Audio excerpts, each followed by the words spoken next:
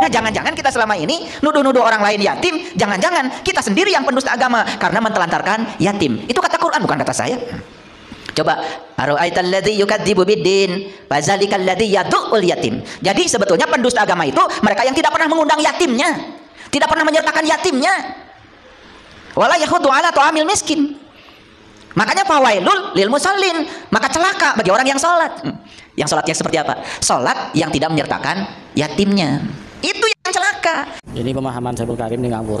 Yang celaka dalam ayat itu fawailul lil musallin alladzina hum an sholatihim sahun, yaitu orang-orang yang lalai dalam sholatnya. Bukan karena melantarkan anak yatim. Itu sambungannya keliru. Itu gimana Syekhul Karim ini lah pemahaman liar yang menyesatkan umat Islam.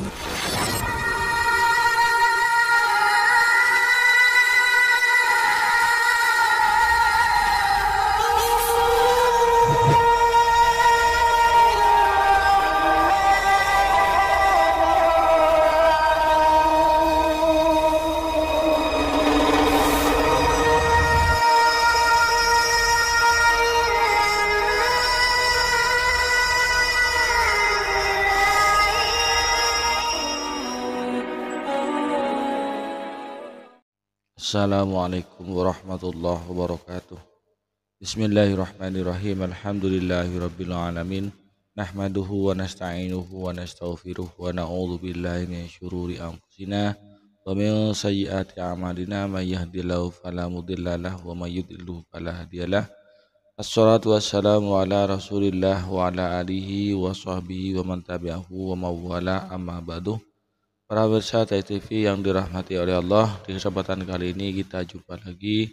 Mudah-mudahan kita senantiasa mendapatkan lindungan dan rahmat dari Allah, juga mendapatkan taufik dan hidayahnya. Amin ya rabbal alamin. Bapak Ibu pemirsa TV yang dirahmati oleh Allah, di kesempatan kali ini kembali saya akan mengomentari, menanggapi ceramah dari Syekhul Karim, yang mana pemahamannya ini tidak sama dengan pemahaman kita, tidak sama dengan pemahaman ulama pada umumnya, tidak sama dengan pemahamannya umat Islam pada umumnya. Menurut yang disampaikan oleh muridnya, jadi salah satu jemaahnya yang menerangkan makna atau terjemahan yang didapatkan oleh Syekhul Karim tentang menerjemahkan Al-Quran dan hadis itu, katanya melalui renungan, artinya melalui pemikiran. Perlu diketahui dulu para pemirsa bahwasanya kita bagi orang yang menerjemahkan Al-Quran, mau membahas Al-Quran, membahas Al-Sunnah, harus tahu dasar-dasar ilmu, kedisiplin ilmu yang bisa memahami Al-Quran dan As-Sunnah itu sendiri. Di antaranya adalah ilmu nahwu. Dalam kitab Imriti, Syekh Syarifuddin Yahya Al-Imriti itu mengatakan dalam nazamnya, wan nahwu awla awalan ayu ulama idzil kalamu dunahu ayu ulama. Nahwu itu adalah pertama kali harus diketahui, karena kalam Arab tanpa ilmu nahwu itu tidak dapat dipahami. Kemudian tujuannya mempelajari ilmu nahwu itu kayyabhamu ma'aniyal Qur'ani, supaya paham makna-makna dari Al-Qur'an wa sunnatid daqiqatil ma'ani, dan makna dari sunnah itu sendiri. Artinya tanpa ilmu tersebut kita tidak akan bisa memahami Al-Qur'an tanpa ilmu nahwu tersebut. Nah, bagi orang yang memahami Al-Quran dengan terjemahan, maka dia maksimal, karena terjemahan itu sudah haring gitu, terjemahan itu sudah kadang tidak pas dengan kalimatnya, dicarikan kalimat lain yang sesuai dengan kata-katanya tersebut. Dan rujukan kita dalam memahami Al-Quran dan Sunnah itu adalah ulama yang sudah berkompeten di bidang ilmu ini. Jadi tidak bisa sembarangan. Yang disebut dengan dengan menggunakan renungan, mencari makna untuk merenungi untuk mencari makna, mencari terjemahan, bukan. Tapi makna terjemahan yang sudah ada itu direnungkan. Bukan merenung masih untuk mengartikan Al-Quran. Nah, merenung untuk menafsirkan Al-Quran dengan pemahamannya sendiri tanpa ilmu yang memadai, hanya akan tertipu oleh setan. Jadi, man ta'allama bila syaihin fa syaihuhu syaitanun. Barang siapa yang belajar ilmu agama tanpa guru, maka gurunya setan. Artinya oleh setan itu disesatkan. Bapak Ibu pemirsa TV yang dirahmati oleh Allah, Saiful Karim ini sampai sekarang itu masih belum diapa-apakan, masih belum disentuh oleh instansi terkait, oleh pihak-pihak terkait, termasuk Kemenak, MUI, bahkan kepolisian, masih belum. Karena padahal ini diperhatikan dari ceramah-ceramahnya itu bukan membuat Islam itu semakin baik, bukan membuat Islam itu namanya semakin harum, tapi membuat Islam itu namanya semakin terpuruk di mata dunia, di mata masyarakat. Karena pemahaman-pemahaman yang melenceng. Dan ini bisa dikategorikan dengan pada penistaan agama, mendiskreditkan agama, karena pemahamannya yang liar. Seperti ini hukum di Indonesia itu, penegak hukumnya kalau tidak viral ya tidak diproses, kalau tidak diunjuk rasa tidak bergerak ya. Seperti Panji Gumilang dulu itu, berapa kali demo baru diproses, baru ditangkap Panji Gumilang, baru dipanggil. Apalagi sekarang masa-masa menjelang pemilu yang tinggal beberapa hari ini. Jadi mereka sibuk-sibuk ngurusi pemilu semua ya. Yang ada yang sibuk ngawal kampanye, sibuk ngawal KPU sih.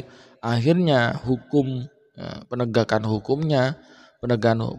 hukum di masa-masa kampanye ini tidak maksimal ya, karena mereka kebanyakan ngurusi kampanye, ngurusi pilpres, ngurusi pemilu. Termasuk Saiful Karim ini enak seperti ini ya. Entah setelah pemilu gimana nasibnya orang tahu, wallahu alam. Tapi harapan kami mudah-mudahan segera dipanggil oleh pihak kepolisian, segera diklarifikasi apa yang disampaikan, sehingga tidak terlalu banyak masyarakat yang terpengaruh oleh pemikiran-pemikiran dia Saiful Karim ini. Inilah para pemirsa, kita simak dulu apa yang akan disampaikan oleh Saiful Karim ini. Perlu kita ketemu guru yang bisa mengajarkan batinnya sholat, bukan raganya sholat saja. Betul ya.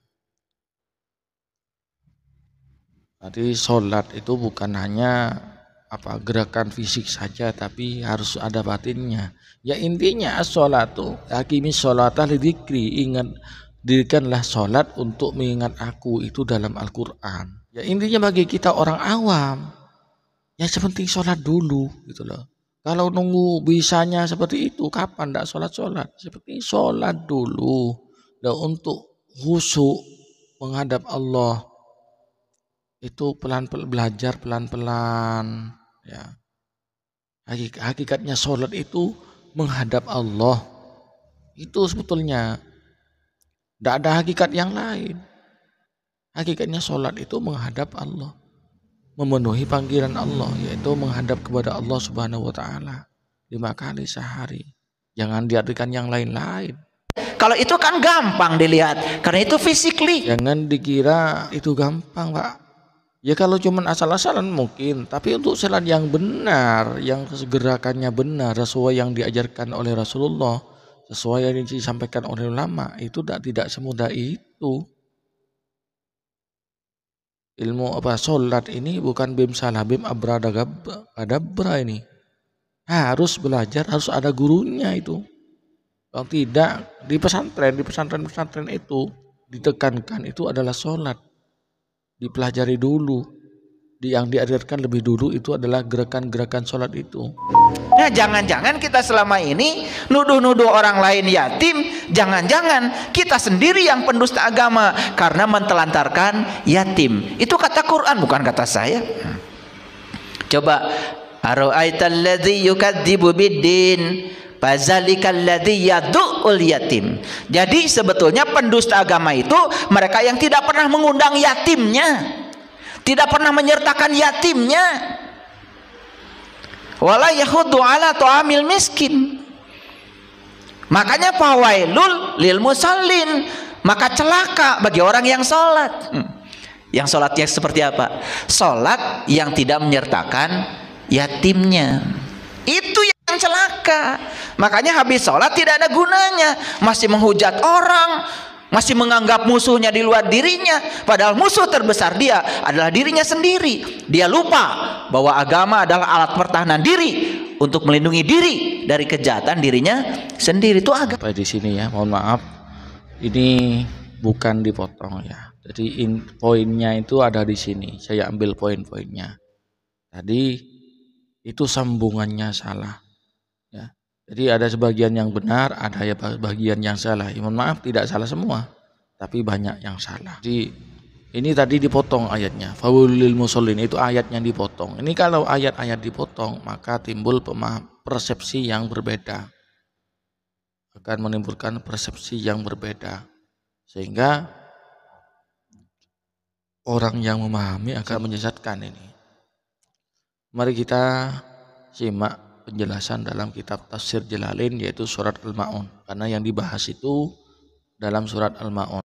Ini tadi yang dibahas Syekhul Karim itu surat Al-Ma'un. Bismillahirrahmanirrahim. Ara'aital ladzi yukadzibu biddin. Ini, apakah kamu tidak tahu pada orang yukadzibu biddin yang mendustakan agama?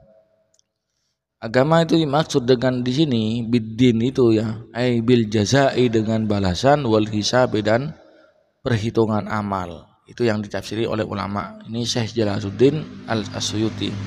Ai ala irfatihi. Wa lam ta'rifhu, terhadap pengetahuan man, wa lam ta'rifhu, maka jika kamu tidak mengetahuinya, fazalika, maka orang tersebut bitakdiri huwa bil fa'i alladzi, ialah orang yad'ul yatim, yang menolak anak yatim. Ayat fa'uhu bi anfin, menolak dengan keras, an haqi, dari haknya. Jadi haknya anak yatim itu tidak diberikan. Itu adalah orang-orang yang mendustakan agama. Orang yang mendustakan agama adalah orang yang tidak memberikan hak-haknya anak yatim. Wala yahuddu, dan tidak memerintahkan nafsahu pada dirinya, wala ghairihi, dan lainnya, ala ta'amil miskin, beri makan orang miskin. Selain dia orang yang mendustakan agama itu, selain dia memberikan haknya anak yatim, dan juga dia menolak, tidak memberi makan, tidak memerintahkan dirinya dan orang lain untuk memberi makan orang-orang miskin, pelit. Ai it'amihi, memberi makan orang miskin. Nazalat, ayat ini turun fil As bin Wa'il, itu karena As bin Wa'il Walid bin Mughirah atau Walid bin Mughirah. Kemudian ini selesai di sini, ini masalah ini ya, yukadzibu biddin ini selesai di sini. Dan ini sudah kalimat lain. Makanya kalau tidak ngerti nahwu shorof ya tidak bisa. Jadi intonasi dan artikulasi itu yang berbeda, maka akan menimbulkan persepsi yang berbeda juga. Salah penempatan titik dan koma, maka persepsinya pun lain. Wawailun, maka celakalah, lil musallina, bagi orang yang sholat. Yang bagaimana? Bukan yang, karena tidak ada hubungannya sudah orang yang sholat dengan orang yang menolak memberikan haknya anak yatim ini, menolak untuk memberi makan orang miskin ini, sudah tidak ada hubungannya. Itu sudah dia sholat. Fawailul lil musallin, maka celakalah bagi orang sholat. Orang sholat yang bagaimana? Yang celaka itu alladzina, itu orang-orang hum, mereka itu an sholatihim sahun, yang lalai terhadap sholatnya. Sampai ala ta'amil miskin ini titik sudah di sini. sudah selesai nih. Jadi orang sholat itu orang sholat yang celaka itu bukan karena tidak memberi makan orang miskin, bukan karena menolak anak yatim. Jadi hubungannya di sini. Ini kalimatnya itu bukan ke depan tapi ke belakang. Jadi celakalah orang-orang yang sholat. Orang sholat yang bagaimana yang celaka? Yaitu orang yang lalai terhadap sholatnya. Ay ghafiluna, mereka lupa. Yuakhirunaha an waktiha, mengakhirkan sholat sampai keluar pada waktunya, keluar dari waktunya. Itu maksudnya. Itu. Jadi orang-orang sholat yang celaka itu adalah orang yang sholat yang lalai terhadap sholatnya, menunda-nunda sholatnya sampai waktunya habis. Seperti itu. Alladzina hum yura'una, sudah begitu mereka itu pamer fi sholati, di dalam sholatnya, wa ghairiha dan lainnya sholat. Sudah dia waktunya di akhir-akhirkan, walaupun depan waktu, maka dia pamer. Bukan karena Allah sholatnya, tapi karena manusia. Wa yamna'unal ma'un, dan mencegah memberi. Itu maksudnya. Bapak Ibu pemirsa TV yang dirahmati oleh Allah, demikian penjelasan dari kami. Apabila ada kesalahan kekurangan mohon dikoreksi atau mohon dimaafkan. Bahkan kalau perlu diluruskan bagian-bagian mana yang kesalahan saya, asalkan dikoreksi secara ilmiah. Mohon maaf, dikoreksi secara ilmiah, bukan dengan hanya asal komen ya. Terima kasih atas perhatiannya. Mohon maaf atas segala kekurangan. Bapak Ibu pemirsa TV yang dirahmati oleh Allah, mudah-mudahan video yang kami sajikan, video kami yang kami bawakan, kami persembahkan untuk para besar kalian itu bermanfaat, bisa menjadikan tambahan wawasan, bisa menginspirasi. Itu betul-betul berhati-hati agar tidak terpengaruh dengan pemahaman-pemahaman sesat, pemikiran-pemikiran liar, terutama dari akidah-akidah yang menyimpang, akidah-akidah yang melenceng dari paham-paham radikal. Hanya inilah yang dapat kami sampaikan di kesempatan kali ini. Kurang lebihnya mohon maaf. Assalamualaikum warahmatullahi wabarakatuh.